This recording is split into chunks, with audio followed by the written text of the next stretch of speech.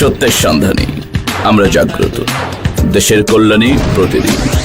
ভোরের পাতা, the daily people's time, truth is out.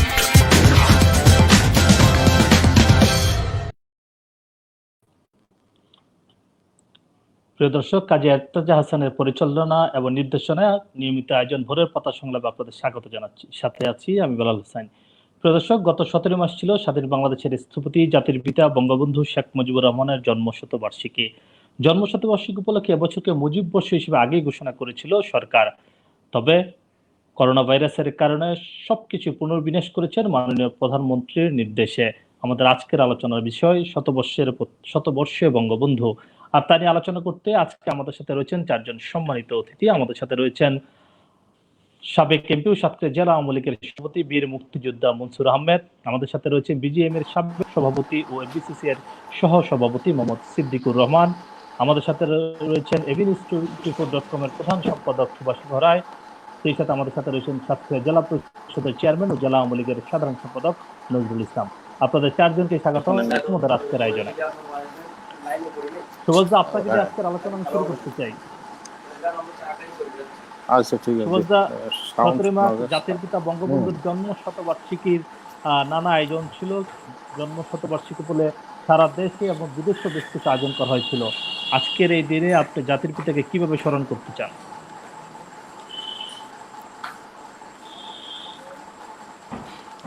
আজকের ডক্টর কাজী এরতেজা হাসান, যিনি একজন সিআইপি, তিনি ভোরের পাতার সম্পাদক প্রকাশক, তার নির্দেশনা এবং আয়োজনে আজকের এই আলোচনায় বেলাল ভাই আপনাকে শুভেচ্ছা জানাচ্ছি এবং যারা আলোচনায় অংশগ্রহণ করছেন তাদের সকলের সুস্বাস্থ্য কামনা করছি এবং পুরো দেশবাসীর সুস্বাস্থ্য কামনা করছি। এবং পৃথিবীতে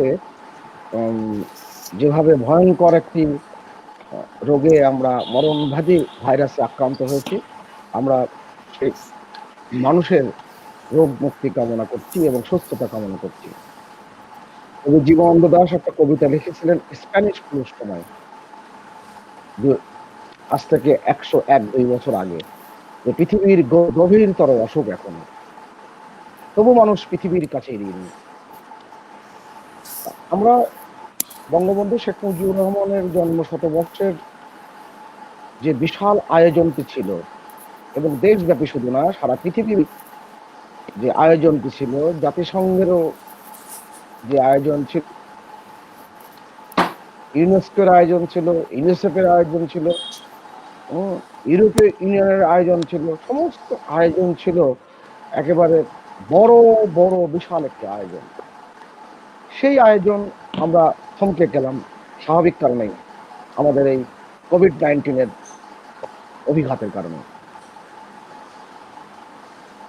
আমি অধিক বাক বিস্তার করবো না, দুটি কথা আমি আজকের এই প্রসঙ্গে আলাপ করি। এই মাটিতে তুর্কি এসেছে, বর্গী এসেছে, হানাদার, পশ্চিমা হানাদাররা এসেছে, কিন্তু বাঙালির আত্মপ্রত্যয়ের সংগ্রাম থেমে থাকেনি। এমন একজন 100 বছর আগে জন্মগ্রহণ করেছেন গোপালগঞ্জের টুঙ্গিপাড়ায়, যিনি বাঙালি জাতির মুক্তির বার্তা নিয়ে তিনি জন্মগ্রহণ করেছিলেন। আমার পৃথিবীর বেশ কয়েকটি দেশে যাওয়ার সৌভাগ্য হয়েছে 55 বছর বয়সে। আমি প্রায় 57-58টি দেশে গিয়েছি, আমার পেশাগত কারণে, রাজনৈতিক কারণে, নানান কারণে আমি গিয়েছি।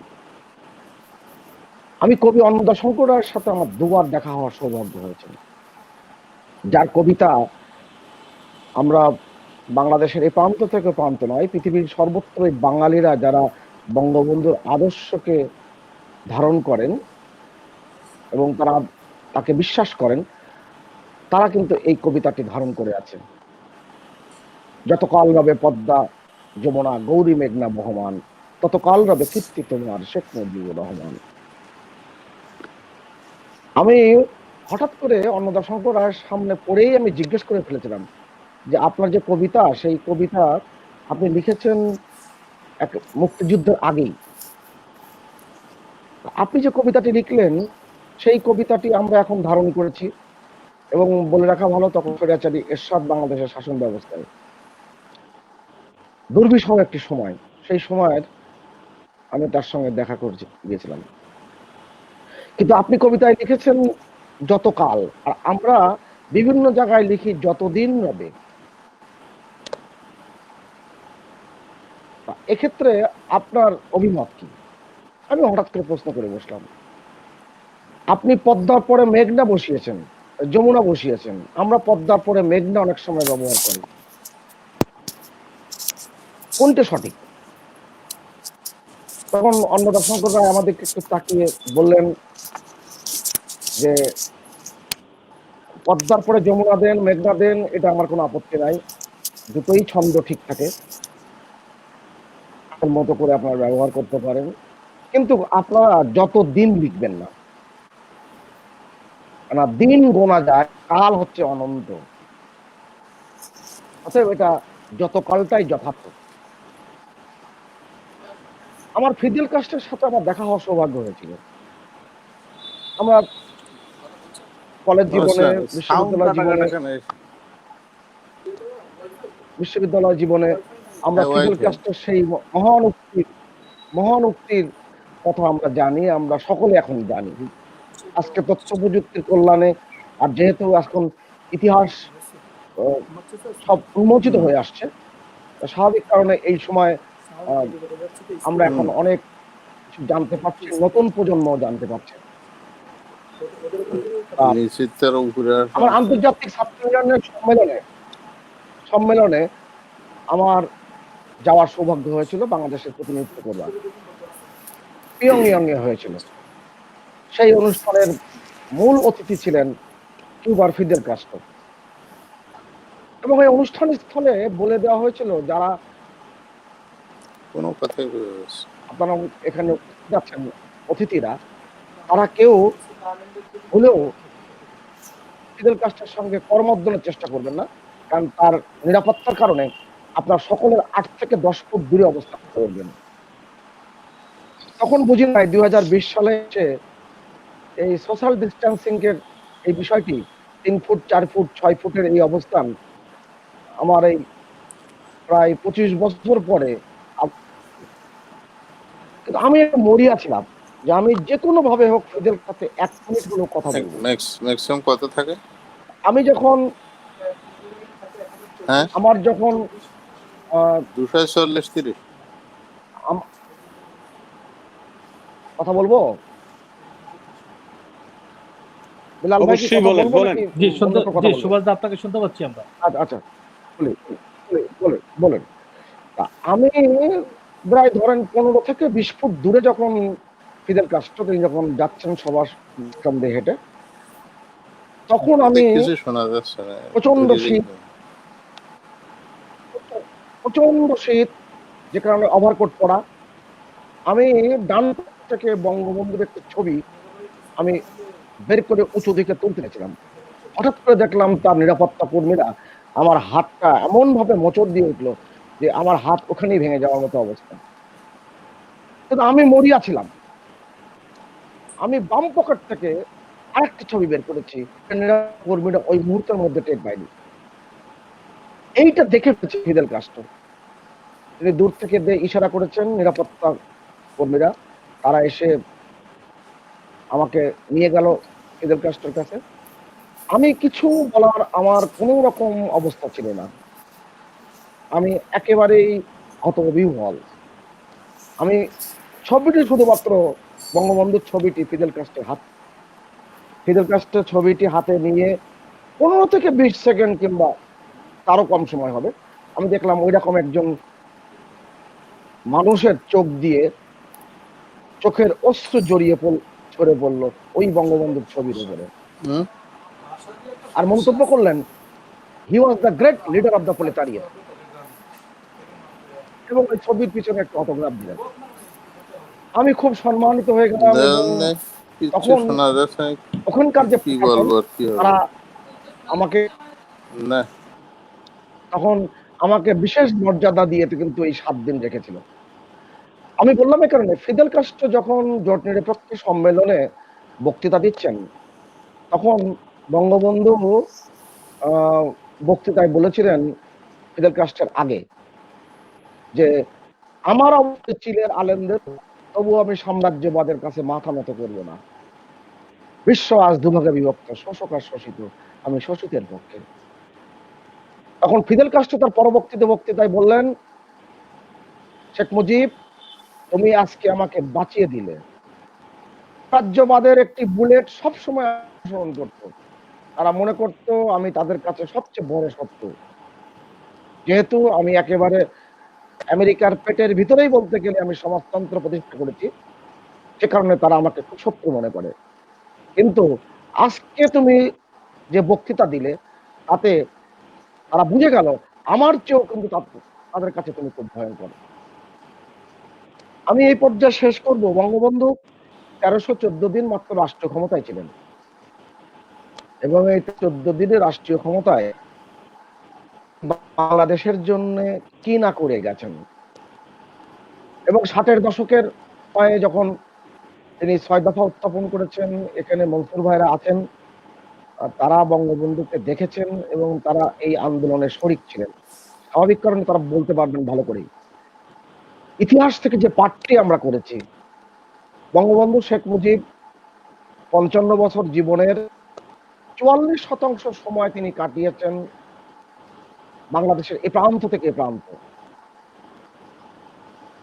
এবং 40% সময় তিনি কাটিয়েছেন কারাগারে, আর 16% সময় তিনি তার নিজেকে এবং তার পরিবারকে সময় দিয়েছেন। এবং খুব বিদারক যে বিষয়টি, বঙ্গবন্ধু হত্যাকাণ্ডের মাত্র 9 আগস্ট বঙ্গবন্ধু বাংলাদেশ যে ক্ষেত্র, যে 6টি শেল কোম্পানির হাতে বন্দী ছিল, সেই 6টি তেল গ্যাস ক্ষেত্রকে বঙ্গবন্ধু বাংলাদেশের মালিকানায় দিয়ে গিয়েছিলেন। তখনকার পেট্রো বাংলা চিফ হাবিবুর রহমান সাহেব যখন কোম্পানির প্রতিনিধিদের সাথে নিয়ে বঙ্গবন্ধুর সঙ্গে দেখা করতে গিয়েছিলেন, তখনকার অ্যাটর্নি জেনারেল ইশতিয়াক, তখন বঙ্গবন্ধু বললেন যে, ইশতিয়াক সাহেব, আমি যদি এই চুক্তিটি নবায়ন না করি, তাহলে আমি আন্তর্জাতিক কোন আইনের কাছে ধরা পড়বো কিনা। তারা 2 দিন পরে জানানো, না বঙ্গবন্ধু, এমন কোন। এরপরে বললেন 1 মাস ছুটিতে, এমন যেখানে শেল কোম্পানি আপনাকে খুঁজে না পায়। শেষ পর্যন্ত শেল কোম্পানি প্রতিনিধিরা বাংলাদেশে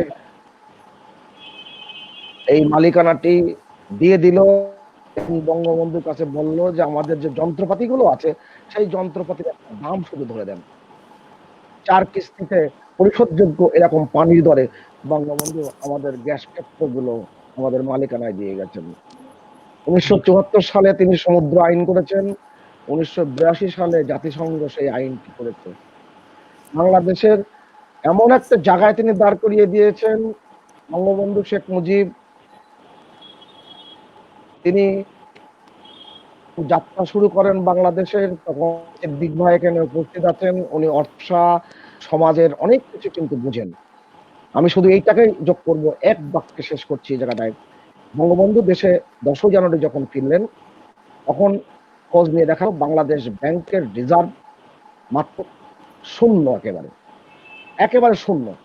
পিআইয়ের যে অ্যাকাউন্ট, ঢাকার অ্যাকাউন্টে 317 টাকা, চট্টগ্রামের অ্যাকাউন্টে 210 টাকা। এরকম একটা বিধ্বস্ত অর্থনীতির জায়গায় দাঁড়িয়ে বঙ্গবন্ধু হঠাৎ করে লক্ষ্য করলেন, তার 2 দিন কানাডার প্রধানমন্ত্রী, তার বাবা পিয়ারে ট্রুডো বঙ্গবন্ধুকে ব্যক্তিগত উপহার দিয়েছিলেন। সেই ব্যক্তিগত উপহার সোনাতে রূপান্তরিত করে বঙ্গবন্ধু রাষ্ট্রীয় কোষাগারে জমা দিয়ে বাংলাদেশের যাত্রা শুরু হয়। বঙ্গবন্ধু যখন হত্যাকাণ্ডের শিকার হন, তখন জাতীয় প্রবৃদ্ধি 7%। বাংলাদেশের আজকের যত বৃদ্ধি, যা কিছু অর্জন, সব বঙ্গবন্ধু সেই জায়গা তৈরি করে গেছেন। এবং আমরা এমন আমি নেতাকে পেয়েছিলাম যে কারণে আমরা এই মর্যাদার আসনে আমরা অধিষ্ঠিত হতে পেরেছি। প্রতিষ্ঠিত হয়ে গেছে। জি, সুভাষদা, আমি আবারও আসবো আপনার কাছে। প্রিয় দর্শক, আপনাদের কাছে জানাতে চাই, এই অনুষ্ঠানে আমাদের সাথে আজকে যুক্ত হওয়ার কথা ছিলেন সাবেক মন্ত্রী এবং আওয়ামী লীগের সভাপতি মণ্ডলীর সদস্য ইঞ্জিনিয়ার মোশাররফ হোসেন এমপি। তিনি অসুস্থ থাকার কারণে আজকে আসতে পারেনি, তবে আমাদের পরবর্তী প্রোগ্রামে তিনি থাকবেন বলে আমাদেরকে আশ্বাস দিয়েছেন। এই মুহূর্তে আমি যেতে চাই যে বীর মুক্তিযোদ্ধা মনসুর আহমেদ আপনার কাছে। আপনি নিশ্চয়ই আমাকে শুনতে পাচ্ছেন। জি, শুনতে পাচ্ছি। মনসুর আহমদ, আপনি নিশ্চয়ই আমাকে শুনতে পাচ্ছেন। আপনি একজন বীর হ্যাঁ, মুক্তিযোদ্ধা, বঙ্গবন্ধু আপনার যাকে কথা। আপনি মুক্তিযুদ্ধে অংশ নিয়েছিলেন। জি, আজকের এই দিনে জন্ম শতবর্ষ পড়েছে বঙ্গবন্ধু, আপনি কিভাবে জাতির পিতাকে স্মরণ করতে চান? আপনাকে অনেক ধন্যবাদ। এখানে আমার সুভাষ দাদা আছেন, আমাদের সেক্রেটারি নজরুল সাহেব আছেন,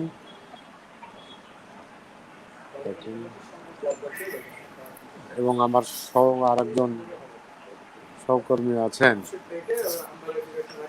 আপনাদের সবাইকে ধন্যবাদ জানিয়ে বঙ্গবন্ধু শতবর্ষপূর্তি অনুষ্ঠানে কি করতে চেয়েছিলাম এটা এক কথায় বলা খুব কঠিন। আমরা দিন খননের থেকে শুরু করে গণনার থেকে শুরু করে আমরা যখন আমি কি বলতেছি তা না শুনতে পারলে আমি কি বলবো ওটা?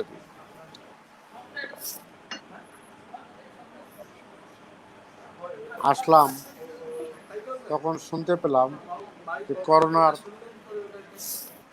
প্রাদুর্ভাব আমাদের বাংলাদেশেও এখানে ছড়িয়ে পড়ছে।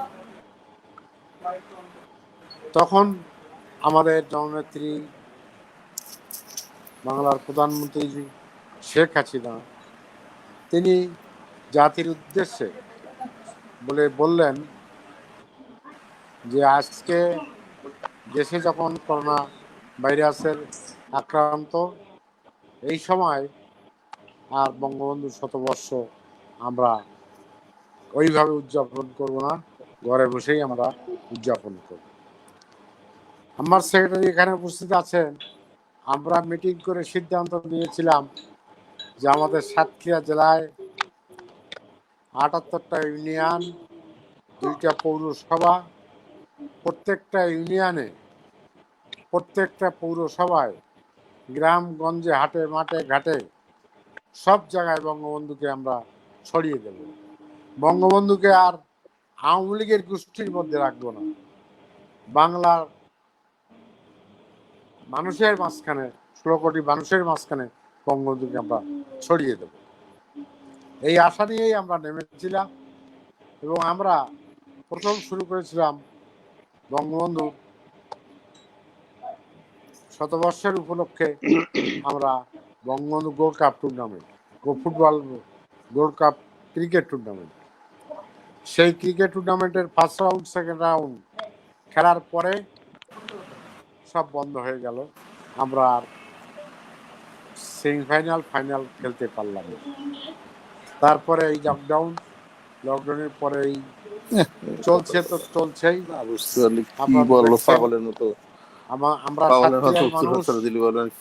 আমরা ভালোই ছিলাম, কোনো কথাই আমরা সাতক্ষীরায় কথা খাবার কি বলছে তার 64 ডিস্ট্রিক্টের মধ্যে আমরা 63 নম্বর ছিলাম। শুধুমাত্র আমাদের সাতক্ষীরা এফেক্ট হলো ওই ঢাকা থেকে, নারায়ণগঞ্জ থেকে, নরসিংদী থেকে, গাজীপুর থেকে যেসব আমাদের সাতক্ষীরার ভাইয়েরা ছিল, তারা এই সাতক্ষীরার মধ্যে এসে আমাদের এই করোনা ভাইরাসটা আমাদের মধ্যে সংক্রমণটা ছড়িয়ে দিয়েছে। যাই হোক, আমাদের এখনো পর্যন্ত অফিসিয়ালি কোনো করোনা ভাইরাসে আক্রান্ত হয়ে সেই রোগী মারা গেছে এমন কোনো নজির আমাদের নাই। তবে করোনা ভাইরাসের লক্ষণ নিয়ে আমাদের 2 জন মারা গেছে, এটা সত্য। কিন্তু পরে তাদের ওই পরীক্ষা করে দেখা গেছে তাদের সেটা করোনা ভাইরাস নয়। এখন বঙ্গবন্ধু সম্পর্কে আপনারা জানতে চেয়েছেন, আপনারা আমার অনুভূতি, তা আমি সেটা আপনাদের বলি। বঙ্গবন্ধুর অনুভূতির কথা এক কথায় কিছু বলা যায় না। আমি যখন 65 সালে ম্যাট্রিক পাশ করি তখন যুদ্ধ চলছিল পাকিস্তান ভারত। সেই সময় আমরা ম্যাট্রিক পরীক্ষা দিই এবং ম্যাট্রিক পাশ করি। 67 সালে আমি ফার্স্ট ইয়ারে উঠেই ছাত্রলীগে যোগ দেই। সেই 67 সাল থেকে আন্দোলন শুরু করি, সংগ্রাম শুরু করি। বঙ্গবন্ধুর 6 দফা পরবর্তী 11 দফা রূপান্তরিত হয় ছাত্র সংগ্রাম পরিষদের ইসে। আমরা সেই আন্দোলনও সক্রিয় করেছিলাম এবং আমরা সেটা সম্পূর্ণভাবে সফল করেছিলাম সেই আন্দোলন। এবং 6 দফার আন্দোলনের পরে আপনারা সবাই জানেন 70 সালে নির্বাচন ছিল। সেই নির্বাচনে আমাদের সাতক্ষীরায় তখন 5টা সিট ছিল, আমরা সবকটাতেই জয়লাভ করেছিলাম বিপুল ভোটে। তখন আওয়ামী লীগের নেতৃত্বে ছিল ছাত্রলীগ। আওয়ামী লীগের নেতৃত্ব এখানে ছিল না খুব বেশি, তাই ছাত্রলীগরাই ছিল মূল হাতিয়ার। আমার জীবনের সবচেয়ে বড় পাওয়া সেটা হচ্ছে যে আমি বঙ্গবন্ধুর অনেক স্নেহ আদর পেয়েছি। 7ই মার্চের ভাষণ, আমি তখন ঢাকায়, আমি 69 সালে বিকম পাস করে আমি ঢাকায় যাই। 70 সালে 7ই মার্চের ভাষণ, বঙ্গবন্ধুর ভাষণ, আমি সে মাঠে উপস্থিত ছিলাম। বেলা 10টার সময় আমার সৌভাগ্য হয়েছিল উপস্থিত হওয়ার। 10টার আপনার সময় অনুভূতিটি তখন আসলে কেমন ছিল? 10টার সময় খাওয়া দাওয়া করে আমরা গিয়েছি। আমরা সব হাতে একটা করে ফ্ল্যাগ আর ওই একটা বাঁশের লাঠি। অনুভূতি ছিল আজকে বঙ্গবন্ধু স্বাধীনতা ঘোষণা দেবে, আমাদের তৈরি থাকতে হবে সেইভাবে। রাত্রে বিভিন্ন কলেজে, বিভিন্ন হোস্টেলে, হলে আমাদের তোফায়েল ভাই, রাজ্জাক ভাই, আমাদের মনি ভাই, শাহজাহান, সিরাজুল আলম খান সাহেব, এনারা সবাই এসে সব জায়গায় নির্দেশ দিয়ে গেছিলেন যে তোমরা তৈরি হয়ে যাবা। আমরা সেই মতো গিয়েছিলাম। বঙ্গবন্ধু তার বক্তব্য যে কথা বলেছেন, এই শেষ পর্যন্ত তিনি লাস্টে বললেন, এবারের সংগ্রাম মুক্তির সংগ্রাম, সংগ্রাম স্বাধীনতার সংগ্রাম। বঙ্গবন্ধুর ওই এক ভাষণের উপর ভিত্তি করে আমি আমার ভাই বোনদের মধ্যে সবচেয়ে ছোট ছিলাম। আমার 28 দিন বয়সে আমার বাবা মারা যায়। আমার মা ছিল আমার খুব আমার আদর করত, আমাকে কোনো রকমের যুদ্ধে যেতে দেবে না। আমি একরকম চুরি করে পালিয়ে চলে গেছিলাম আমাদের দেবাটার অপোজিটে টাকি, ওই টাকির ক্যাম্পে। ওখানে 2 সপ্তাহ 3 সপ্তাহের মতো থাকার পরে তোফাল ভাই আসলেন। তোফাল ভাই এসে আমাকে বললেন, তোমাকে আর এখানে থাকার লাগবে না, তুই মুজিব বাহিনীতে নিয়ে যাবা। এখান থেকে আমাদের ছাত্রলীগের ছেলেগুলি কারা সবাইকে বার করো, গ্রাজুয়েশন ডিগ্রি আছে যাদের গ্রাজুয়েশন ডিগ্রি আছে সেইগুলো খুঁজে নিয়ে আমরা চলে গেলাম বঙ্গবন্ধু এই তোফায়েল ভাইয়ের নির্দেশে। আমরা কলকাতায় গেলাম, ব্যারাকপুরে একটা আর্মি ট্র্যাকে। ওখান থেকে ট্রেনে করে আমরা চলে যাই বাগডোগরা। বাগডোগরায় থাকার পরে ওখান থেকে আমরা প্লেনে 3 দিন না 4 দিন থাকার পরে প্লেনে চলে যাই দেরাদুন ক্যান্টনমেন্ট। ওখান থেকে চলে যাই আবার তারপরের দিন পাঙ্গার ক্যাম্পে। সেই পাঙ্গার ক্যাম্পে ওখানে আমরা ট্রেনিং নিয়ে ওখান থেকে চলে এসে আবার ব্যারাকপুর থেকে অস্ত্রপাতি দিয়ে আমাদের কাছে দেয়। দেওয়ার পরে আমাদের জনের দায়িত্ব ছিলেন তোফায়েল ভাই।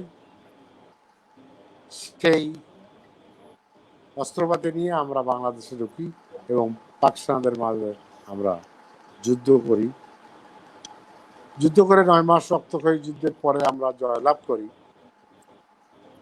একটা যুদ্ধ বিধ্বস্ত দেশে আমাদের তখন সবসময় যুদ্ধের সময় আমাদের একটা চিন্তা ছিল যে আমরা বঙ্গবন্ধু তো পাকিস্তানে আছে, আমরা তো এখানে যুদ্ধ করছি পূর্ব পাকিস্তানে, আমরা পূর্ব পাকিস্তান জয় করব, বঙ্গবন্ধুকে কিভাবে ফেরত পাবো? এটাই ছিল আমাদের একটা বড় জি, দুশ্চিন্তা। মনসুর মনসুর আহমেদ, আমি আবারও আসবো আপনার কাছে। আমি একটু সিদ্দিকুর রহমান আপনার কাছে যেতে চাই। সিদ্দিক ভাই, আপনার দুজনের বক্তব্য শুনছিলেন। আসলে জন্মশতবর্ষ বঙ্গবন্ধু যে ছিল, ব্যাপক আয়োজন ছিল।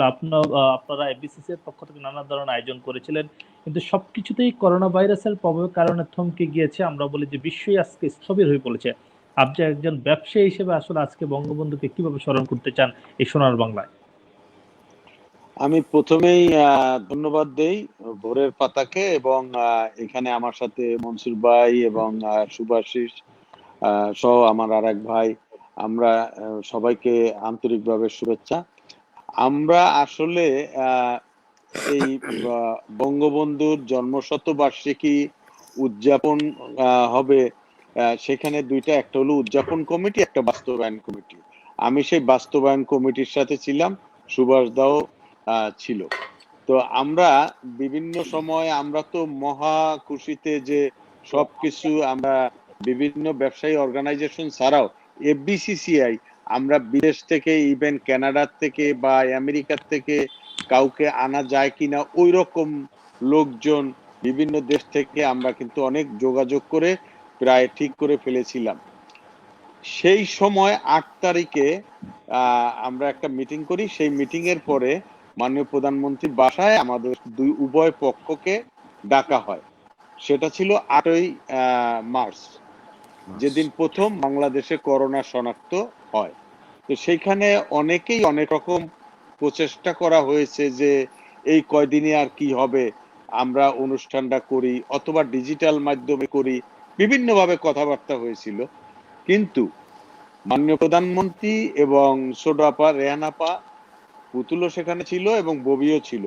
রেহান আপা সাংঘাতিকভাবে এটা অপোজ করেছেন, এবং মাননীয় প্রধানমন্ত্রী বলেছেন যে আমার জনগণ হলো সবার আগে, আমি এরকম অনুষ্ঠান করতে গেলে লক্ষ লক্ষ লোক হবে, সেখানে এই করোনা ভাইরাসের প্রাদুর্ভাবে যদি কোনো হয়, তাহলে সেটা সারা জীবনের জন্য আমার কাছে একটা কষ্টদায়ক হয়ে থাকবে, আনন্দের থেকে আমার কাছে আরো কষ্ট পাবো।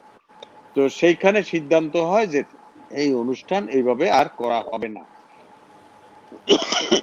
এখানে শুধু এফবিসিসিআই না, সমস্ত ব্যবসায়ীরাই বিভিন্নভাবে অনুষ্ঠান করার জন্য আমাদের কিন্তু বিরাট একটা শখ আঁকা হয়েছিল। সারা বছর ব্যাপী দেশে বিদেশে এমন কোনো জায়গা ছিল না যেখানে করা হবে না। ইভেন আমাদের যে এমবাসি গুলো আছে বিদেশে, তারাও এর মধ্যে ইনভলভ ছিল, তারাও সব জায়গায় রেডি করছিল। তো সেই জায়গার মধ্যে এরকম একটা ভাইরাসের জন্য আমরা এই অনুষ্ঠান জন্মশতবার্ষিকী পালন করতে পারিনি ঠিকই, কিন্তু আমাদের হৃদয়ের মধ্যে কিন্তু এই জন্মশতবার্ষিকী সবসময় নাড়া দেয়, সবসময় কিন্তু এটা আছে আমাদের হৃদয়ে। যেমন আপনি যেখানে যাবেন সেখানেই কিন্তু জন্মশতবার্ষিকী বঙ্গবন্ধুর, এটা কিন্তু সবার মনে আছে। কারণ বঙ্গবন্ধু যদি না জন্মাতো, বঙ্গবন্ধু যদি না হতো, তাইলে আমরা এই স্বাধীন দেশও পেতাম না। এই যে 7ই মার্চের বক্তৃতা, মনসুর ভাই, আমি তখন খুব ছোট ছিলাম, আমিও আমরা হাঁটতে হাঁটতে, আমি কলাবাগানে বড় হয়েছি ছোটবেলা থেকে, রাস্তার এপারে আর ওপারে 32 নাম্বার। আমরা ছোটবেলায় সব সময় এই বঙ্গবন্ধু বিকাল হইলে মাইকে, ওনার গাড়ি বারান্দা দাঁড়িয়ে মাইকে কথা বলতেন, মানুষ ওইখানে কিন্তু যেতেন শোনার জন্য। তো সেইখানে আমরাও কিন্তু যেতাম এবং শুনতাম উনি কি বলেন। ওনার একটা আঙ্গুলের ইশারা বা ওনার একটা কথা পাকিস্তান আমলে তখন বিরাট একটা ইয়ে ছিল, যেটা আপনি বললেন যে 1970 সনে ইলেকশন হয়েছে। 1970 সনে ইলেকশন হয়েছে, কয়জন মানুষ কয়জন এমএনএ কে চিনতো আমি জানি না, কিন্তু সবাই কিন্তু ভোট দিয়েছে নৌকা এবং বঙ্গবন্ধু, এবং সবাই কিন্তু পাশ করেছে। সম্ভবত একজন বোধহয় সুরঞ্জিত সেনগুপ্ত করেন। তো সেখানে বঙ্গবন্ধু না হলে আজকে এই সুভাষ দা যে একটু আগে বলছিলেন, বঙ্গবন্ধু না হলে যেখানে আমাদের রিজার্ভের জুড়ি ছিল খালি, প্রথম বাজেট হয়েছিল সাত লক্ষ 7 কোটি টাকার সেই বাজেট আজকে 5 লক্ষ না, কোটি টাকার উপরে, 783 কোটি টাকার, সরি, হ্যাঁ। তো সেইখানে আজকে 5 লক্ষ কোটি টাকার উপরে, এবং আজকে বাংলাদেশের রিজার্ভ সর্বোচ্চ 35 বিলিয়নের উপরে। এবং এই যে স্বাধীন যদি না হইতো, তাইলে আমরাও কিন্তু এই যে এখানে বসে এই যে সবাই আলাপ করতেছি, কথা বলতেছি, আমরা কিন্তু বেশি হইলে একটা কেরানির চাকরি, অথবা এতদিন হয়তো আমরা বাঁচতেও পারতাম না বাংলাদেশে, আমাদেরকে বাঙালিদেরকে রাখতো না, যেভাবে বিহারিদেরকে এখানে নিয়ে আসা হচ্ছিল আমাদের এগেনস্টে, আমাদেরকে মারার জন্য। আস্তে আস্তে কিন্তু পাকিস্তানের সেই প্ল্যানটাই ছিল যে বিহারিরা এসে বাংলাদেশকে আস্তে আস্তে দখল করবে, আমরা আস্তে আস্তে হারিয়ে যাব। সেই জায়গায় বঙ্গবন্ধু আমাদেরকে একটা স্বাধীন রাষ্ট্র উপহার দিয়েছেন, এবং খুব অল্প সময়ে, এই অল্প সময়ে দেখেন ওনার মতো একজন মানুষ, যাকে মারার জন্য মানুষ গেছে, সেইখানে উনি দরজা খুলে জিজ্ঞেস করছে কে। উনি কিন্তু জীবনে কল্পনাও করেননি যে ওনার মতো মানুষকে কেউ এটা করতে পারে, মেরে ফেলবে। ওনার মতো মানুষকে মারতে পারে। এটা কিন্তু আমরাও আজকেও কিন্তু বুঝতে পারি না। আমার কাছে অনেক সময় মনে হয়, তখনই মির্জাফরের কথা মনে হয় যে আমরা তো মির্জাফর আলী খানের বংশধর, যার জন্য হয়তো এটা আমাদের মধ্যে থেকে কেউ না কেউ করতে পেরেছে। সেই জন্য আমি মনে করি যে বঙ্গবন্ধুর কাছে একটা মহা অন্যায় করে গিয়েও যদি বলা হয়েছে যে বঙ্গবন্ধু এই অন্যায়টা করেছি, উনি কিন্তু একটা ধমক দিয়ে বলতেন যে যা আর করিস না। এই যে একটা মহানুভবতা, এই যে একটা ধীরচেতা স্বাধীন একটা মানুষ, কারো কাছে জীবনে মাথা নত করে নাই। 7ই মার্চের বক্তৃতায় শুনেছিলাম সবাই এখন আমরা তর্ক বিতর্ক করি যে ঘোষক কে কি করছে। সেখানে বঙ্গবন্ধু তো, যেটা মনসুর ভাই বললেন, উনি বলেই দিয়েছিলেন ওই বক্তৃতায় যে যার যা আছে তা নিয়ে ঝাঁপিয়ে পড়ো, আমি যদি তোমাদেরকে নাও বলতে পারি, তোমরা তোমাদের ঘরে ঘরে দুর্গ গড়ে তুলো, তোমরা যার যা আছে তা নিয়ে এই দেশের স্বাধীনতার জন্য ঝাঁপিয়ে পড়ো। এই কথা কিন্তু, স্বাধীনতার কথা কিন্তু উনি ওই দিন ডাইরেক্টলি না বললেও মনসুর ভাই ইনডাইরেক্টলি কিন্তু বলেছেন। হ্যাঁ, এবং ওইটাই কিন্তু এই যুদ্ধের ডাক। তখন কিন্তু অন্য কোনো বাংলাদেশের লোকও ছিল না, নেতাও ছিল না, ভাসানী সাহেব আর বঙ্গবন্ধু ছাড়া। তা আমাদের কথা হলো যে বঙ্গবন্ধু না হলে, মূল কথা হলো যে বঙ্গবন্ধু না হলে আমরা এই স্বাধীন রাষ্ট্র পেতাম না, এবং আজকে আমরা এই জায়গায় আসতে পারতাম না। তারই সুযোগ্য কন্যা নেতৃত্বে আমরা আজকে কিন্তু বিগত 2009 থেকে 8 সালে ইলেকশন জিতার পরে 9 সালে যখন সরকার গঠন করে, 9 থেকে এই পর্যন্ত উনি দেশকে আজকে কোথায় নিয়ে গেছেন। উনি ইকোনমিক্যালি ডিপ্লোমেসি করে সবার সাথে বন্ধুত্বপূর্ণ, বঙ্গবন্ধু যেরকম সবার সাথে বন্ধুত্বপূর্ণ সম্পর্ক রাখতেন, মাননীয় প্রধানমন্ত্রীও তাই করেন। এবং উনি আজকে কিন্তু আমাদের দেশকে এমন একটা পর্যায়ে নিয়ে গেছেন যে ওয়ার্ল্ড ব্যাংকের মতো ব্যাংককে চ্যালেঞ্জ করে আজকে পদ্মা ব্রিজ আমরা করে ফেলেছি। হয়তো এতদিনে আমরা পদ্মা ব্রিজ পার হয়ে ওপারে যেতে পারতাম। আমার বাড়ি দক্ষিণ অঞ্চলে, যেহেতু বরিশালে, সেই জন্য আমি বলছি যে এতদিনে আমরা যেতে পারতাম, হয়তো অল্প দিনের মধ্যেই আমরা যেতে পারবো। তো আজকে মেট্রো রেলের মতো কাজ হচ্ছে, বড় বড় মেগা প্রজেক্ট হচ্ছে। আজকে ব্যবসায়ীরা মিলিনিয়ার হচ্ছে, বিলিনিয়ার হচ্ছে। এই সব কিছুর জন্য অবদান কিন্তু এই বঙ্গবন্ধুর স্বাধীন অবদান। বাংলাদেশ জি। আমাদেরকে উপহার দেওয়া। জি সিদ্দিক ভাই, আমি আবারও আপনার কাছে আমি একটু যেতে চাই। সাতক্ষীরা জেলা আওয়ামী লীগের সাধারণ সম্পাদক নজরুল ইসলাম, আপনি নিশ্চয়ই আমাকে শুনতে পাচ্ছেন?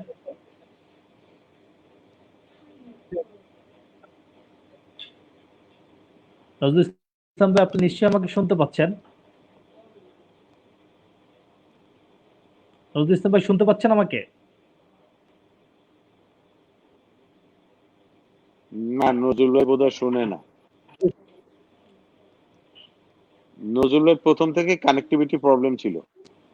নজরুল ভাই, আমরা আসবো আপনার কাছে। আমরা সুভাষ দা আপনার কাছে যেতে চাই। সুভাষ দা, আপনি শুনছিলেন যে সিদ্দিক ভাই বলছেন আজকে বঙ্গবন্ধুর অবদানের কারণে আজকে আমরা বাংলাদেশের ব্যবসা বাণিজ্য শুরু থেকে সবকিছুই হচ্ছে। সুভাষ দা, জাতির পিতার রেখে যাওয়া বাংলাদেশ মাননীয় প্রধানমন্ত্রী বঙ্গবন্ধুর কন্যার হাত ধরে কতটুকু এগিয়েছে বলে আপনি মনে করেন?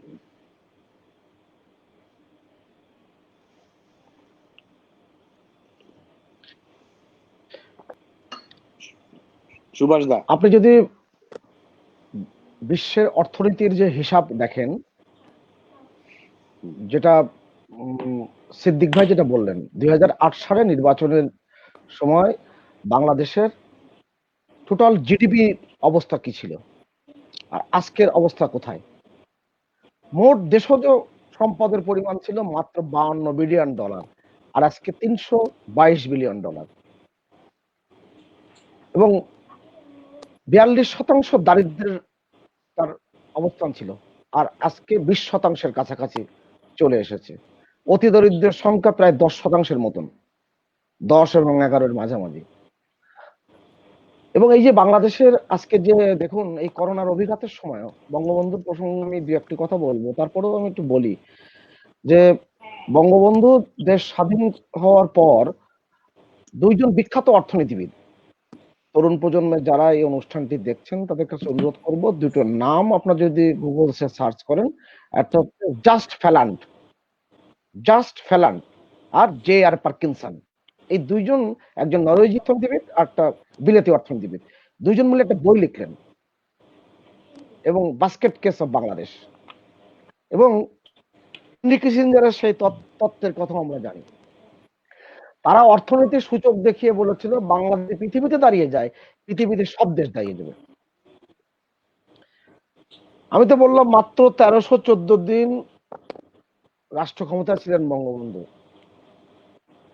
যখন তিনি হত্যাকাণ্ডের শিকার হন, তখন তার মাঝখানে ভয়ঙ্কর ষড়যন্ত্র গেছে, দেশে এবং আন্তর্জাতিক চক্রান্ত গিয়েছে, এবং 74 সালের একটি মানব সৃষ্ট দুর্ভিক্ষ এবং জাতীয় আন্তর্জাতিক পর্যায়ে তৈরি করা হয়েছে। এটা বিস্তৃত বিবরণ আমি লেখায় আমার বইতে অনেক উল্লেখ করেছি। আমি শুধু একটু বলবো যে আজকের যে বাংলাদেশের মানুষের মাথা পিছু আয়, বঙ্গবন্ধু যে স্বপ্ন দেখেছিলেন, এই যে সোনার বাংলার যে স্বপ্ন দেখেছিলেন, বঙ্গবন্ধু সেই স্বপ্নকে বাস্তবায়ন করে, কিন্তু তিনি গোড়াপত্তন করে গেছেন, ক্ষমতার করিয়ে গেছেন। এটা এখন চিন্তা করা যায় না। মনসুর ভাই এবং সিদ্দিক ভাই দুইজনই 7 মার্চের বক্তৃতার আনলেন। আমার হাতে একটি বই দেখাতে পারি, উই শাল ফাইট অন দ্য বিচেস, এবং জ্যাকব এফফিল্ড উইনস্টন চার্চিলের বক্তৃতার একটি অংশ দিয়ে এই বক্তৃতা, এই বইটা শিরোনাম করেছেন the speeches that inspired the history. খ্রিস্ট জন্মের 431 বছর থেকে এ পর্যন্ত 2020 সাল পর্যন্ত, তখন 2013 সালে এই বইটি প্রকাশিত হয়েছে জ্যাকব এফফিল্ডের। 42টা বইয়ে তিনি গবেষণা করেছেন 7 বছর যাবত। তার মধ্যে 7 মার্চের বক্তৃতাকে সবচেয়ে উল্লেখযোগ্য বক্তৃতা দেখিয়েছেন, যদিও উইনস্টন চার্চিলের বক্তৃতার অংশ দিয়ে বইয়ের নামকরণ করেছেন, কিন্তু উনি তুলনা করেছেন জ্যাকব এফফিল্ড যে যখন উইনস্টন চার্চিল যখন যুদ্ধ ঘোষণা করছেন তার শত্রুপক্ষের বিরুদ্ধে, তখন তার পক্ষে প্রবল মিত্র শক্তি ছিল, কিন্তু শেখ মুজিব যখন 7 মার্চে বলছেন এবারের সংগ্রাম আমাদের মুক্তির সংগ্রাম, এবারের সংগ্রাম স্বাধীনতার সংগ্রাম, তখন পক্ষে কিন্তু প্রবল মিত্র শক্তি ছিল না। উইনস্টন চার্চিল জলে স্থলে অন্তরিক্ষে তিনি ঘোষণা করেছিলেন শত্রুকে মোকাবেলা করবার জন্য, কিন্তু তার পক্ষে আবারও বলি প্রবল মিত্র শক্তি ছিল। তখন সেই অবস্থা ছিল না বঙ্গবন্ধুর। এটাই তিনি বৈশিষ্ট্য হিসেবে দেখিয়েছেন যে কিভাবে তিনি এটা করতে পেরেছিলেন।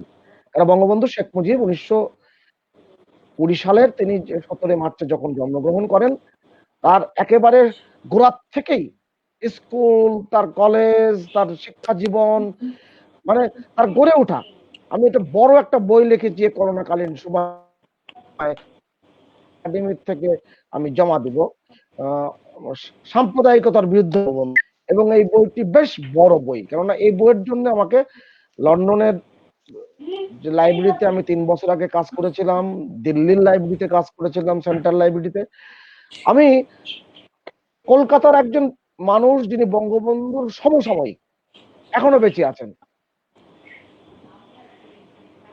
বঙ্গবন্ধু যেহেতু চোখের অসুখের কারণে তার স্কুল জীবনের কিছুটা বিঘ্ন ঘটেছিল, যে কারণে যেই লোকটি এখন বেঁচে আছেন তার বয়স 98 বছর। বঙ্গবন্ধু যখন ইসলামিয়া কলেজের নির্বাচিত ছাত্র প্রতিনিধি, তখন ওই সময় তিনি আরেকটি কলেজের নির্বাচিত ছাত্র প্রতিনিধি, পার্শ্ববর্তী একটি কলেজের। এখন যারা কলকাতা শহরে আপনারা যান তারা দেখবেন যে মৌলানা আজাদ কলেজ এখন যেটা, বোর্ডে আমি যখন দেখছি যে ছাত্র সংসদের নেতৃবৃন্দের নামটি, তখন লেখা আছে এম রহমান। আমি হঠাৎ করে আশেপাশে একটু ঘোরাফেরা করছি, দেখছি কলেজটি কেমন, কিভাবে কি হচ্ছে। বেকার হোস্টেলে যাব, আজ থেকে প্রায় 2 বছর আগের ঘটনা। তখন একজন ভদ্রলোক তিনি সাথে পরিচয় করে দিলেন, তার নিহার চক্রবর্তী, তখন তার বয়স 96 বছর। গত বছর তার সাথে আমার এবারের দেশ রূপান্তর পত্রিকায় 15 আগস্টের সংখ্যায় আপনি দেখবেন শরৎ দস্তিদারের একটি লেখা ছাপা হয়েছে, কলকাতা থেকে লিখেছেন। ওই নিহার চক্রবর্তীর তিনি সাক্ষাৎকারটা এখানে উল্লেখ করেছেন যে কিভাবে শিবকে দেখেছেন, তার একজন সহকর্মীকে এবং তার কাছের একজন মানুষকে, কেমন মানুষ তিনি ছিলেন। অসমর্থ আত্মজীবনী, কারাগারে রোজ নামচা এবং আমার দেখা নয়াচিন।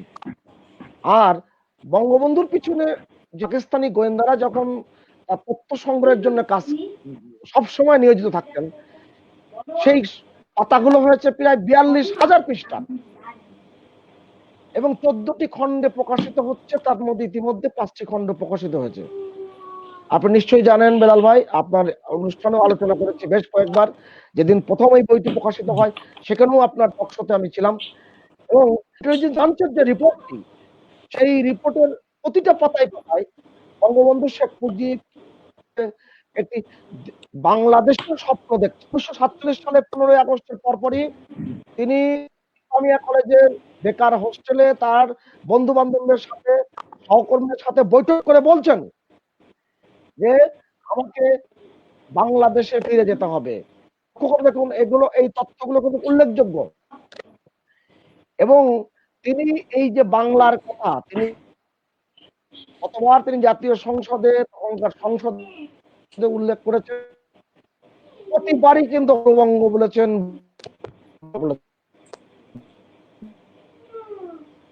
আমি কবি নির্মলেন্দু গুণের বিখ্যাত কবিতা যে 100 বছরের শত সংগ্রাম শেষে অতঃপর কবি এসে জনতার মঞ্চে দাঁড়ালেন, তখন পলকে দারুণ ঝলকে তরিতে উঠিল জল, কে রোধে তার বজ্র কণ্ঠবাণী, ঘনসূর্যের মঞ্চ কাঁপিয়ে কবি শোনালেন তার অমর কবিতা খানি। এবারের সংগ্রাম আমাদের মুক্তির সংগ্রাম, এবারের সংগ্রাম স্বাধীনতার সংগ্রাম। শেষ লাইনটি হচ্ছে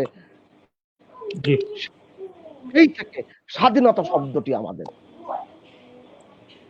জি দাদা, আমি আবার আসবো এবং সেই থেকে স্বাধীনতা শব্দটি আমাদের বাংলা মর্যাদার যে সংগ্রাম। আমি আবারও বলছি, আমি কথা বাড়াবো না, 1314 দিন রাষ্ট্র ক্ষমতায় ছিলেন তিনি, মাত্র 11 মাসের মাথায় তিনি 110টি দেশের স্বীকৃতি অর্জন করেছিলেন। আপনি তো খুব ভালো করে জানেন, জানেন জাতিসংঘের সদস্য পদ জন্য তখনকার গণচীন 2 বার ভেঙে দিয়েছিল।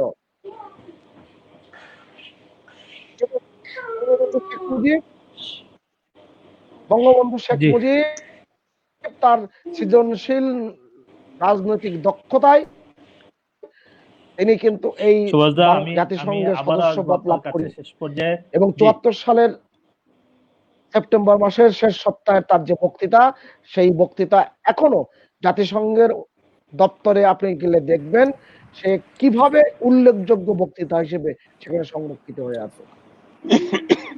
জি আমি আবার ধন্যবাদ আসবো বেলাল ভাই, আপনার কাছে। নিশ্চয়ই জি আলোচকরা কথা বলবেন, সময় পেলে যোগ করতে পারি। জি, আমি একটু মনসুর ভাই আপনার কাছে যেতে চাই। আপনি জাতীয় সংসদের একজন সংসদ সদস্য হিসেবে দায়িত্ব পালন করেছেন। আমি যদি আপনার কাছে জানতে চাই যে বঙ্গবন্ধুর রেখে যাওয়া যে বাংলাদেশ, সেই বাংলাদেশকে আপনি এখন কিভাবে দেখছেন?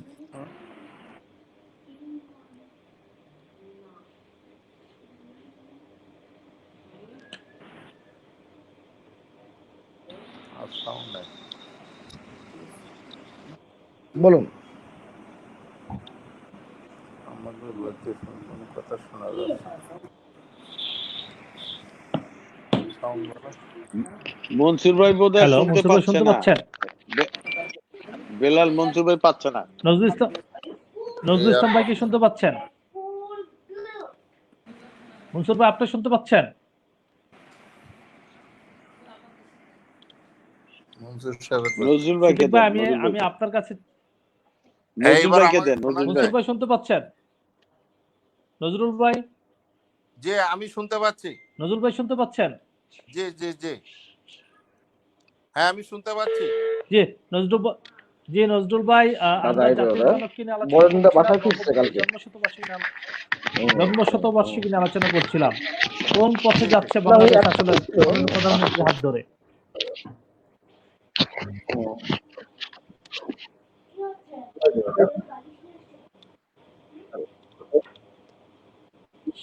জাতির জনক বঙ্গবন্ধুর জন্ম শতবার্ষিকী, আমরা প্রথমেই জাতির জনক বঙ্গবন্ধু সহ 15ই আগস্ট যারা নির্মমভাবে শহীদ হয়েছিলেন, যারা মহান স্বাধীনতা যুদ্ধে তাদের তাজা রক্তের বিনিময়ে আমাদের এই স্বাধীনতা অর্জিত হয়েছে, এ সহ সকল গণতান্ত্রিক আন্দোলনে যারা শহীদ হয়েছেন, তাদের সকলের প্রতি বিনম্র শ্রদ্ধা জানাই।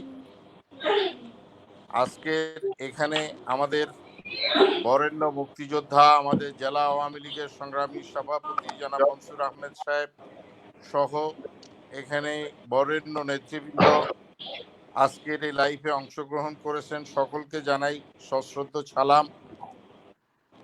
আমরা সবাই জানি যে জাতির জনক বঙ্গবন্ধু আসলে একটি ইতিহাস। বঙ্গবন্ধু মানেই বাংলাদেশ। আমাদের বয়স কম থাকার কারণে, সঙ্গত কারণে জাতির জনক বঙ্গবন্ধুর সাথে সরাসরি রাজনীতি করার সুযোগ তেমনটি আমাদের ঘটেনি। কিন্তু 69 সালে, তখন আমি এসএসসি পরীক্ষার্থী ছিলাম গণ অভ্যুত্থানের সময়, সে সময় আমরা দেখেছি যে দেশ ও মাতৃকার স্বাধীনতার জন্য যে গণ অভ্যুত্থান, সেটি আসলে আর কখনো কোনো দেশ বা জাতি এভাবে উদ্বুদ্ধ করতে পারবে কিনা কোনো নেতা, এটি বলার অবকাশ রাখে না। আমরা তারপরে জাতীয় সংসদ নির্বাচনে, তখন আমি ছাত্র ছিলাম, সবে মাত্র এসএসসি পাস করেছি। আমার এই নির্বাচন এলাকায় আমাদের গফুর সাহেব এমএনএ হিসাবে নির্বাচন করেছিলেন। আমরা সকল সময় তার নির্বাচনী সঙ্গী হিসাবে আমরা কাজ করেছি। আমরা তারপরে আমরা জানি যে জাতির জনক বঙ্গবন্ধু এ দেশের স্বাধীনতার জন্য তিনি যে সংগ্রাম আন্দোলন করে সর্বশেষ জাতীয় নির্বাচনে অংশগ্রহণ করেছিলেন, আমরা জানি যে নিরঙ্কুশ সংখ্যাগরিষ্ঠতার মধ্য দিয়ে পাকিস্তানের সরকার গঠন করার আহ্বান জানানোর কথা থাকলেও বিভিন্নভাবে টালবাহানা করায় জাতির জনক বঙ্গবন্ধু বাঙালি জাতিকে তিলে তিলে সুসংগঠিত করেছিলেন।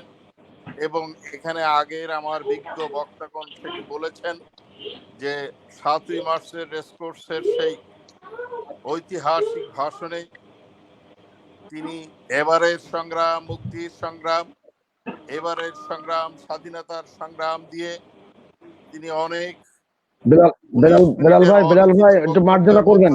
জি, জাতিকে আমাদের উদ্বুদ্ধ কারণ করেছিলেন।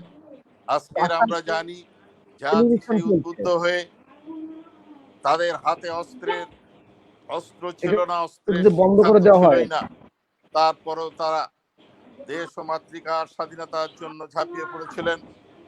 আমরা আজকে শ্রদ্ধা ভরে আমরা স্মরণ করি তৎকালীন ভারতের প্রধানমন্ত্রী মিসেস ইন্দিরা গান্ধী। তিনিও আমাদের সহযোগিতা করেছিলেন এবং আমরা দেখেছি যে বিশ্বের ইতিহাসের একটি বিরল দৃষ্টান্ত বাংলাদেশ। এই আমাদের মুক্তিবাহিনী মাত্র 9 মাসের যুদ্ধে আমাদের দেশের স্বাধীনতা ছিনিয়ে এনেছিল। বঙ্গবন্ধু স্বদেশ প্রত্যাবর্তন যেদিন করেছিলেন সেদিন আমরা দেখেছিলাম কি মানুষের ঢল, আমরা দেখেছিলাম মানুষ কিভাবে উপচে পড়েছিল সেদিন সেই স্বাধীনতার স্বাদ গ্রহণের জন্য। সেদিন মানুষ যে অপেক্ষামান ছিল, কিন্তু আজকের অত্যন্ত দুঃখের সাথে বলতে হয় যে পাকিস্তানিরা বিভিন্নভাবে অন্যায় অত্যাচারের মধ্য দিয়ে জাতির জনককে তারা সেখানে আটক করে রেখেছিলেন। যারা জাতির জনক বঙ্গবন্ধুকে হত্যা করার মতো সাহস দেখাতে ব্যর্থ হয়েছিল, আমাদের দেশের উচ্চাভিলাষী সেনাবাহিনী দেশীয় এবং বিদেশি বিলাল ভাই, কারোর না রাজনৈতিক কারোর ঘরে টেলিভিশন নির্মমভাবে চলছে, জাতির টেলিভিশনটা একটু বন্ধ করতে হবে। বঙ্গবন্ধু শুধু নয়, তার প্রিয় সহধর্মী, তার পুত্রবধূ, নিকট আত্মীয় পরিজনকে নির্মমভাবে হত্যা করলো। আমরা জানি সম্মানিত অতিথিবৃন্দ, আপনাদের কারো ঘরে কোনো ফ্যান বা টেলিভিশন চলছে যে সাউন্ড আমরা আসলে পাচ্ছি। আমরা আরো জানি যে এটাতেই ক্ষান্ত হয়নি, তারা আবার জাতীয় 4 নেতাকে জেলখানার মধ্যে কুটিয়ে কুটিয়ে হত্যা করলো। আমরা সেজন্যই আজকের অত্যন্ত বেদনা বেথুর ভাবে বলতে চাই যে জাতির জনক বঙ্গবন্ধু যদি আজ আমাদের মাঝে বেঁচে থাকতেন, আমরা আজকে যে উচ্চতায় বাংলাদেশকে আমাদের জননেত্রী শেখ হাসিনা তার সুযোগ্য কন্যা মাননীয় প্রধানমন্ত্রী নিয়ে গেছেন, এই উচ্চতা আমরা অনেক আগেই আহরণ করতে পারতাম। জাতির জনক বঙ্গবন্ধু বাংলাদেশের যে ইতিহাস সৃষ্টি করেছেন, আমরা সবাই বলি যে জাতির জনক বঙ্গবন্ধু মানেই বাংলাদেশ। তিনি যদি জন্মগ্রহণ না করতেন, আজকের আমরা স্বাধীন সার্বভৌম দেশের একজন নাগরিক হিসেবে গর্ব করতে পারতাম না। একটু আগে আমাদের শ্রদ্ধেয় বক্তা বলছিলেন যে আজকের আমরা যদি দেশ স্বাধীন করতে না পারতাম বঙ্গবন্ধুর নেতৃত্বে, তাহলে আজকের আমরা যদি কেউ লেখাপড়াও শিখতাম, আমাদের একটি কেরানির চাকরি ছাড়া, আমরা একটি কনস্টেবল পুলিশের হওয়া ছাড়া এ ধরনের বাইরে আমাদের যাওয়ার কোনো সুযোগ ছিল না। সেজন্য আমরা জাতির বিনম্র শ্রদ্ধা জানাই। তিনি আমরা দেখেছি যে তিনি যে অসম্পূর্ণ কাজগুলি সম্পন্ন করতে চেয়েও যে পরিকল্পনা করে গিয়েছিলেন, মাত্র 3.5 বছর রাষ্ট্রীয় ক্ষমতায় ছিলেন এবং একটি যুদ্ধ বিধ্বস্ত দেশের রাষ্ট্রপ্রধান হিসেবে সঙ্গত কারণে তার সকল আকাঙ্ক্ষা তিনি পূরণ করতে ব্যর্থ হয়েছিলেন সময়ের অভাবে। কিন্তু আমরা আজকে গর্ব অনুভব করি যে জাতির জনক বঙ্গবন্ধুর সুযোগ্য কন্যা, যিনি আমরা মহান রব্বুল আলামিনের কাছে শুকরিয়া আদায় করি যে তারা 2 বোন ওই সময় দেশের বাইরে থাকায় শুধুমাত্র সম্ভব হয়েছিল তাদের বেঁচে থাকা। আজকের আল্লাহর মায়ের দুনিয়ার ভাই, তাই তারা আবার বাংলাদেশে ফিরে এসে জননেত্রী শেখ হাসিনা আওয়ামী লীগের হাল ধরলেন। তিনিও সোনার চামচ মুখে দিয়ে আমাদেরকে তিনি আশ্রয় দিতে পারেননি, তিনি রাষ্ট্রীয় ক্ষমতায় যেতে পারেননি, তিনি পিতার মতো ত্যাগ তিতিক্ষার মধ্য দিয়ে আন্দোলন সংগ্রামে আবার বাঙালি জাতিকে ঐক্যবদ্ধ করেছিলেন। এই ঐক্যবদ্ধতার মধ্য দিয়ে আমরা জানি 1996 সালে তিনি জনগণের ম্যান্ডেট নিয়ে প্রথম রাষ্ট্রীয় ক্ষমতায় গিয়েছিলেন। আমরা দেখেছি সেই রাষ্ট্রীয় ক্ষমতায় যাওয়ার পর থেকে বাংলাদেশ একটি উচ্চতর ভাই, আমরা অনুষ্ঠানের শেষ পর্যায়ে আছি। যে ভাই, আমরা একটু সিদ্দিক ভাই আপনার কাছে যেতে চাই। সিদ্দিক ভাই, এই করোনা কালের মধ্যে মাননীয় প্রধানমন্ত্রী যেভাবে কাজ করছেন, একদম প্রথম দিন যেদিন 8ই মার্চ বাংলাদেশে করোনা রোগী শনাক্ত হয়, সেদিন থেকে বিভিন্ন দিক নির্দেশনা দিয়ে যাচ্ছেন মাননীয় প্রধানমন্ত্রী বঙ্গবন্ধু কন্যা। বঙ্গবন্ধুর জন্ম শতবার্ষিকীতে আসলে সেই এই মন্থন থেকে আসলে আপনার জাতির পিতার কন্যাকে কিভাবে মূল্যায়ন করতে চান? আপনি দেখেন, যখন এই করোনা ভাইরাসের এই প্যান্ডামিকের মধ্যে যখন শুরু হয়, উনি কিন্তু না চাওয়ার আগেই কিন্তু উনি 1,00,000 কোটি টাকার উপরে বিভিন্ন ভাবে প্রণোদনা আমাদেরকে দিয়েছেন, ব্যবসায়ীদেরকে। কারণ উনি জানেন যে ইন্ডাস্ট্রি যদি না চলে, যদি ইন্ডাস্ট্রি না থাকে তাহলে কর্মসংস্থান থাকবে না, সেই জন্য ইন্ডাস্ট্রিকে টিকিয়ে রাখতে হবে। সেটা কিন্তু উনি করেছেন। এবং তার পরবর্তীতে দেখেন, উনি 64টি জেলা 64 জন সেক্রেটারির কাছে দায়িত্ব দিয়েছেন। উনি প্রতিটা ডিসি থেকে শুরু করে এসপি এবং বিভিন্ন জনের সাথে সব জেলায় জেলায় উনি কথা বলেছেন। মনিটর করেছেন। লাস্টলি উনি 50 লক্ষ লোককে 2,500 টাকা করে দিয়েছেন এবং আবার দিবেন। এই যে কাজগুলো উনি জনগণের কাছে, জনগণ যেন না খেয়ে না থাকে সেই চেষ্টাটা যে উনি করতেছেন, এবং উনি কিন্তু প্রতিটা লোকের দিকে খেয়াল রাখছেন, কোনটা করলে ভালো হবে, কোনটা করলে খারাপ হবে, প্রতিটা জিনিস কিন্তু উনি নিজে নিজে মনিটরিং করছে। এইখানে যদি আমাদের সবাই আমরা যদি একটু এগিয়ে আসতাম, তাহলে আমার মনে হয় ওনার জন্য আরো একটু সহজ হইতো। আমাদের কিছু কিছু মন্ত্রণালয়ের অদক্ষতার জন্য ওনাকে অনেক মানে কষ্ট করতে হচ্ছে এখন এই প্যান্ডামিক থেকে আমাদের বেরিয়ে আসার জন্য। উনি প্রথম থেকেই যদি আমাদের এই মন্ত্রণালয়গুলো একটু আন্ত মন্ত্রণালয় সংযোগ রেখে যদি কাজটা করতেন, বেশি না, স্বাস্থ্য মন্ত্রণালয় এবং আমাদের সিভিল এভিয়েশন এবং আপনার যদি হোম মিনিস্ট্রি একত্রে যদি কাজটা করতো, বা আমরা যদি প্রথমেই এই বিদেশ থেকে যারা আসছে তাদেরকে যদি কোয়ারেন্টাইনের জন্য ঠিক ভালো জায়গাটা দিতে পারতাম, এবং এইভাবে যে বের হয়ে যাবে দেশে গেলে, আমরা কি কোনো দেশে গেলে আমরা যেতে পারি না, সেই জায়গাটায় শুরু থেকে সমন্বয়হীনতার একটা অভাব ছিল, সেটা বলতে যাচ্ছেন আপনি? হ্যাঁ, সেটা না হলে আজকে আমাদের এই এত টাকা, এত কিছু এবং এত মানুষের জীবন দেওয়া, এবং জীবন হয়তো আমাদের যার যখন যেভাবে মরতে হবে হয়তো আমরা চলে যেতাম, কিন্তু এত কষ্ট করতে হতো না, এবং আমাদের এই সমন্বয়হীনতাটা আমাদেরকে একটু কষ্ট দিয়েছে, এবং মাননীয় প্রধানমন্ত্রীও এটার জন্য এখন ওনাকে দিন রাত কাজ করে যেতে হচ্ছে। জি, আপনাকে অসংখ্য ধন্যবাদ। মনসুর ভাই, আপনার কাছে আমি যেতে চাই শেষ প্রশ্নে, যে আগামীর বাংলাদেশ আসলে আপনি কেমন দেখতে চান মাননীয় প্রধানমন্ত্রীর নেতৃত্বে?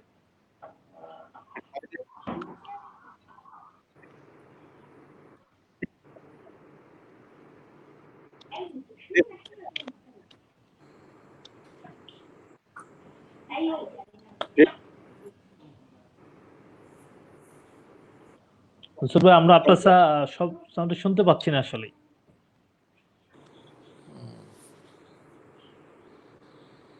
সুভাষ দা, জি, সুভাষ দা, আপনাকে যদি অনুষ্ঠান শেষ করতে চাই, সুভাষ দা, আপনার প্রত্যাশার কথা জানতে চাই।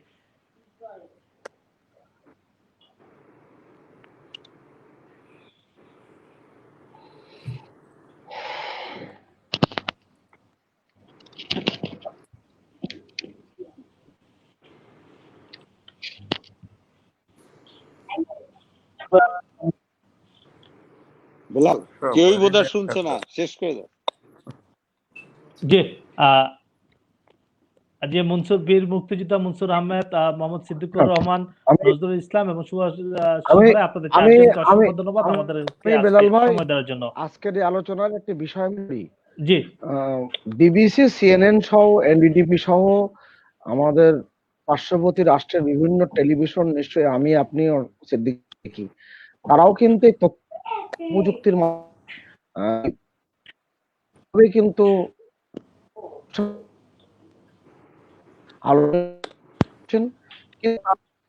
তারা অনেক ভালো করছে। আমাদের সক্ষমতার জায়গাটা কিন্তু